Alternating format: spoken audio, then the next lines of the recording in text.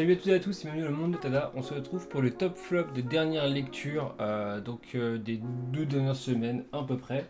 Donc générique et on est parti. En dernière position, je vais les mettre en vente, donc désolé pour l'auteur mais je suis complètement passé à côté, c'est Red Flower. C'était pas un mauvais tome, c'était même un... Je pense que au terme de dessin, de narration et tout, c'est vraiment très très bien. C'est juste que moi ça me parle absolument pas. Pour ceux qui ont aimé, ça rappelle vraiment Black Panther. Et moi j'ai pas du tout aimé aucun des Black Panther. Voilà. J'ai trouvé ça passable, mais j'ai pas trouvé mon bonheur. Je pense que c'est un manga qui s'adresse à une cible vraiment très spécifique. Je ne la suis pas. Donc, dernier de ce top, suivant mes critères de notation, ce serait un 10 sur 20 à peu près. Parce que je peux pas lui mettre moins, parce qu'en fait ça reste bien dessiné, bien narré et tout, mais moi c'est pas mon délire. On passe ensuite à DRCL tome 4. C'est si beau, mais ça n'a tellement plus de sens. Vraiment. En fait, il est... Ouais, non, il n'y a rien à dire. Je pense que tout le monde en a déjà parlé et reparlé sur... beaucoup de fois sur YouTube. Je vais pas en remettre une couche sur DRCL. Ça devait être un banger absolu. Malheureusement, la narration fait passer... met tout le monde de côté. En fait, c'est un manga où j'ai l'impression que l'auteur écrit pour lui et dans son propre délire que personne ne peut vraiment comprendre. C'est pour ça qu'il sera pas plus haut dans ce top. On va mettre 10 ou 11 parce que en vrai c'est trop joli, mais c'est tout quoi. On passe ensuite, c'est pas une déception mais en fait pour moi c'est classique. Awashi tome 25-26. On continue le match, on est toujours dans un match, le match toujours pas fini, ça va faire 4 tomes qu'on est sur le match. J'ai rien contre les matchs longs, mais c'est vrai que là il y a des moments où je me suis dit bon il aurait pu faire moins long, tu vois. Ça aurait pu être un peu plus un peu moins long. Et je comprends toujours. Enfin, là, on commence à rentrer dans le délire de ça y est, on est dans un manga, donc la réalité du foot commence à disparaître un peu. Je vais pas dire qu'il y a des pouvoirs qui rentrent en jeu, mais voilà, la vision de l'aigle, les trucs comme ça, les liens avec les images rémanentes, tout ça. Je veux bien croire que ça peut arriver dans la réalité. Moi, ça me laisse un peu de côté, mais ça reste sympa à lire quand même, et je trouve que c'est vraiment très bien dessiné. Donc pour le coup ces deux-là, je vais pas forcément mettre une mauvaise note, tu vois, je mettrais un bon 14, je pense. C'est assez cool à suivre Aohashi. On a ensuite Keigo Shinzo, le premier de ce top, avec La Planète Verte, tome 3. Bon tome, j'ai beaucoup aimé, mais en fait comparé au reste, c'est ça que je me dis, c'est toujours les mêmes trucs, c'est... Là tu vois, si je devais noter ce tome, je lui mettrais un 14-15 facile, mais... comparé aux autres lectures que j'ai eues ce mois-ci, enfin ces dernières semaines, bah ça fait pas le poids. Donc très bien, allez-y si vous avez d'autres Keigo Shinzo. Mais en tout cas dans ce top, il peut pas forcément être plus haut. On va ensuite parler des 4 tomes de Nine Peaks, qui pour moi sont à peu près au niveau de cette planète verte. Je les ai relus d'une traite pour avoir, parce que je comprenais plus rien quand je lisais le tome 3. Donc j'ai relu jusqu'au tome 3-4. C'est un manga qui se lit très bien. Les combats sont cool et si vraiment il y a un truc qui est notable dans ce manga, c'est le style des personnages. Ils sont tous vraiment stylés. Par contre, on oublie que c'est des secondes, premières, terminales. J'ai jamais vu des gens de cet âge-là, même à notre époque où on est quand même assez libéré, avoir un style comme ça. On est vraiment sur des trucs... c'est à se demander si les mecs ont des parents, en fait. Genre, ils se bagarrent H24, mais ils se bagarrent genre violemment. C'est tous des experts en arts martiaux. Ils ont tous un style où en mode, t'as l'impression qu'il n'y a pas de parents, quoi. Et j'ai bien aimé ce tome 4 qui changeait un peu de registre et qui était assez touchant. Je pense que je continuerai encore sur un ou deux tomes. C'est pas le meilleur manga du monde, mais franchement, ça fait le taf dans son genre. Et j'ai bien aimé, donc ouais, un bon 14-15 également. On commence à rentrer dans des plutôt bonnes lectures avec ce tome 3 de RIP. C'est pas du manga, mais un super tome où on apprend l'importance d'un personnage qu'on a vu dans la partie 1 qui a un destin un peu particulier et on apprend pourquoi il était là, quel était son but. Et en fait, il n'était pas là pour rien. Et en fait, à chaque tome de RIP, on se rend compte que c'est une très grande histoire, c'est une très grande fresque qui a été écrite dès le début, qui nous est mise sous notre nez et en fait, on ne le voit pas avant d'avoir les solutions et on commence à voir pas mal de, de trucs scénaristiques qui viennent se mettre en place dans ce tome-là. Très bonne série de BD, moi je vous conseille de... Vraiment c'est un conseil de la lire. Un bon 15. On continue avec les 15 je pense. Gundam Mars Chronicle. On a l'histoire avance. L'histoire avance, on a quelques combats vraiment stylés. Et ça y est, on a plus ou moins le recrutement de nos personnages dans le Panzerkunst. On sait maintenant à peu près comment elles se sont retrouvées à être recrutées pour apprendre l'art martial. On sait comment maintenant Erika va devenir ce qu'elle va devenir. Donc Erika, c'est ce personnage-là, c'est un autre personnage qu'on a vu surtout dans Last Order. Et moi j'aime bien, je trouve ça toujours cool. Alors ça sort pas assez vite à mon goût, mais franchement, ouais, 15, un bon 15. On passe ensuite au 16 avec le 16e tome de Dan Dadan. Pas le meilleur tome, à mon sens. Un excellent tome comme d'hab, hein, qui met une torpille absolument folle à beaucoup de shonen, même quasiment à tous. Mais je suis pas ultra fan du délire de la fin avec le cuisinier. Voilà, je me rappelle quand je les avais lus en scan, j'étais un peu en mode oh, ok. On était parti sur un délire un peu médiéval, fantasy et tout, ça pouvait être cool. Et on tombe sur ce truc-là avec le pâtissier. Dommage, ça aurait pu être mieux. Voilà. Mais en vrai, les tomes d'avant 14-15, enfin de 12 à 15, ils sont tellement fous que c'est normal qu'il y ait un léger coup de mou, mais c'est vraiment très léger. Juste derrière, mais pour moi c'est un très bon 16 et Dan Dadan, franchement c'est le meilleur shonen, si ce n'est le meilleur shonen de l'heure actuelle. On a ensuite Rip tome 2.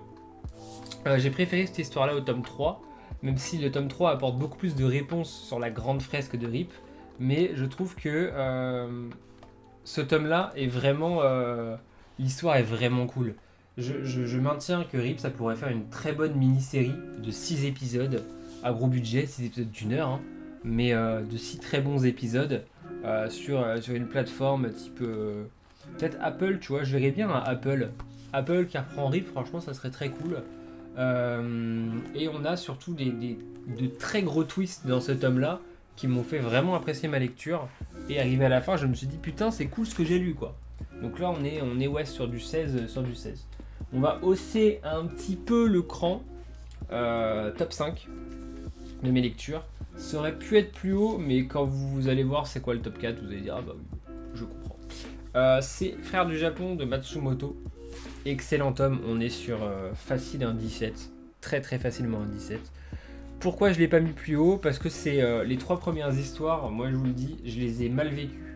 Elles sont bien, mais avec mon histoire personnelle et certains trucs, je les ai vraiment très mal vécues les premières histoires. Et en vrai, je suis pas friand des histoires qui me mettent mal, mais mal vraiment en mode c'est pas bien. Voilà. Du coup, c'était vraiment très cool. L'ensemble des histoires était bien. Il y en a certaines qui sont moins bien que d'autres, mais voilà. Je reste un petit peu dubitatif. La dernière histoire et l'histoire de la course m'ont un peu laissé sur le côté. Mais les 3 premières histoires, l'histoire des chevaliers et l'histoire de Frères du Japon m'ont vraiment beaucoup plu. Et puis de toute façon, vu le top 4, c'était dur de le mettre plus haut. Évidemment, ça aurait été un ping-pong, ça aurait été un samouraï bambou, ça aurait été plus haut. Mais là, ça aurait été une histoire courte, donc je me dis, why not. Au pied du podium, j'ai hésité.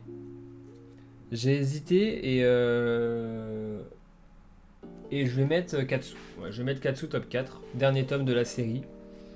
Une très très bonne conclusion. Beaucoup de gens m'avaient dit que c'était pas un Adachi qui était spécialement bien. Moi je trouve que moi c'est un des meilleurs Adachi que j'ai lu. Voilà.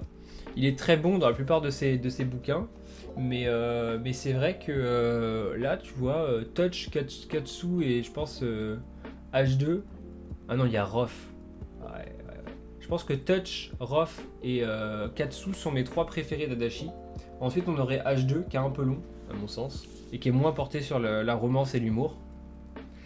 Et après, on aurait Mix et puis d'autres trucs à voir. J'ai très hâte d'avoir la nouvelle édition de, je crois que c'est Mitsuki qui va sortir. Après, j'ai très hâte d'avoir cette édition-là.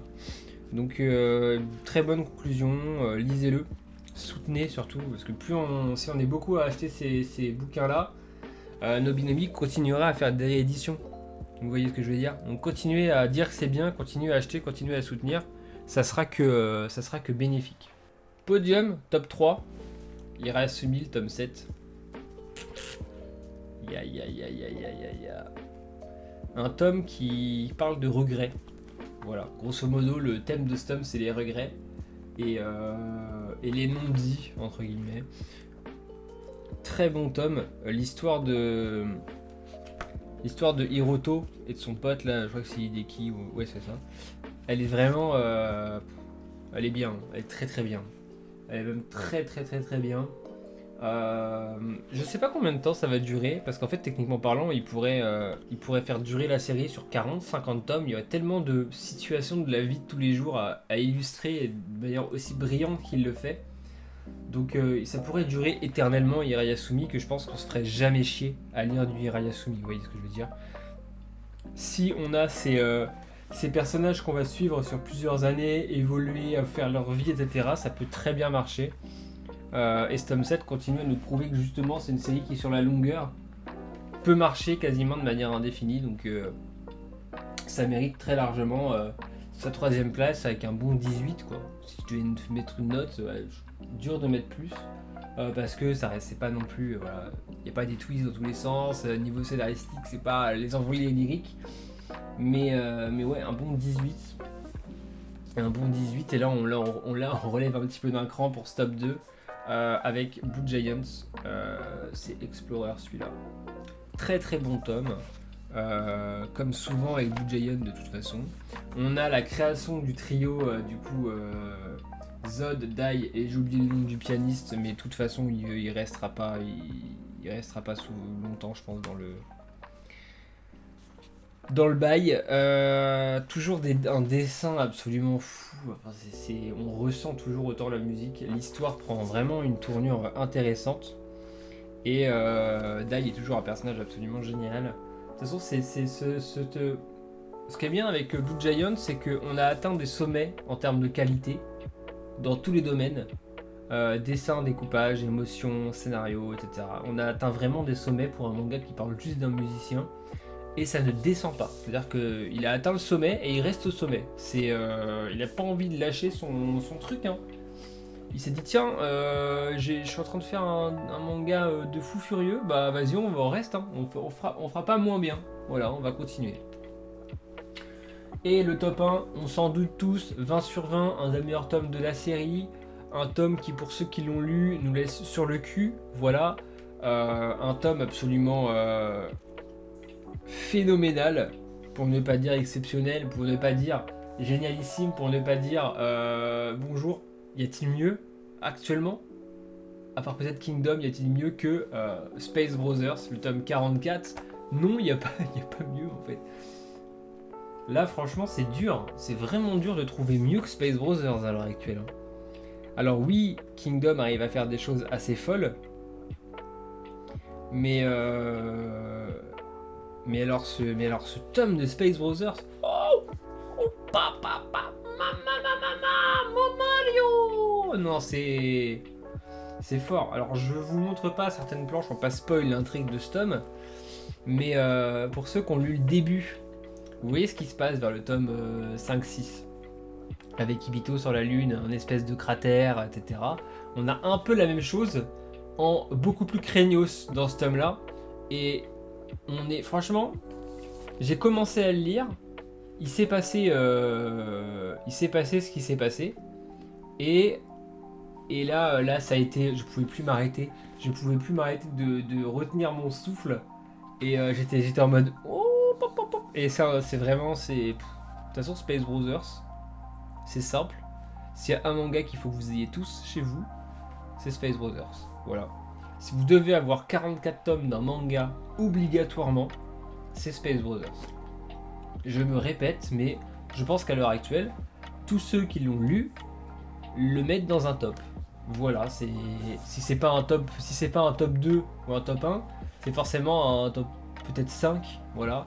Mais on est tous d'accord pour dire que le manga est beaucoup trop bien et on mérite pas d'avoir un manga de cette qualité sur autant de tomes. Je crois pas me rappeler qu'il y ait... Allez, il y a peut-être un tome, deux tomes, le tome 16-17 où je me suis dit, ah peut-être que... Allez, mais sinon, 42 tomes quasiment parfaits. Rien à dire. Rien à dire sur Space Brothers qui mérite très amplement son top 1. De toute façon, c'est simple. S'il n'y a pas Space Brothers, c'est Kingdom Blue Giant. S'il n'y a pas Kingdom Blue Giant, c'est un des trois à chaque fois qui est forcément en top 1. Vous le savez, sorti d'un de ces tomes-là, c'est forcément en haut. Donc là c'était vraiment dur de choisir. Et non, voilà. Trop marrant. Donc merci d'avoir regardé cette vidéo top flop.